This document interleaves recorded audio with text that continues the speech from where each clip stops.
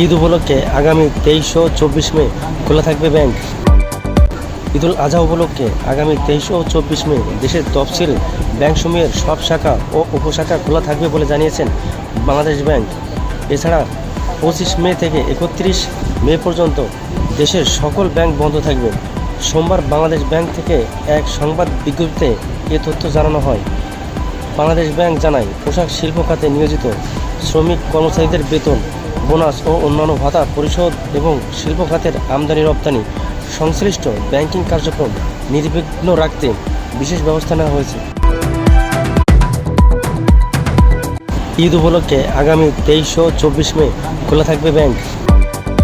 ঈদুল আজহা উপলক্ষে আগামী 23 ও 24 মে দেশের তফসিল ব্যাংকসমূহের সব শাখা ও উপশাখা খোলা থাকবে বলে জানিয়েছেন বাংলাদেশ ব্যাংক। এছাড়া 25 মে থেকে 31 মে পর্যন্ত দেশের সকল ব্যাংক বন্ধ থাকবে। সোমবার বাংলাদেশ ব্যাংক থেকে এক সংবাদ বিজ্ঞপ্তিতে এ তথ্য জানানো হয়।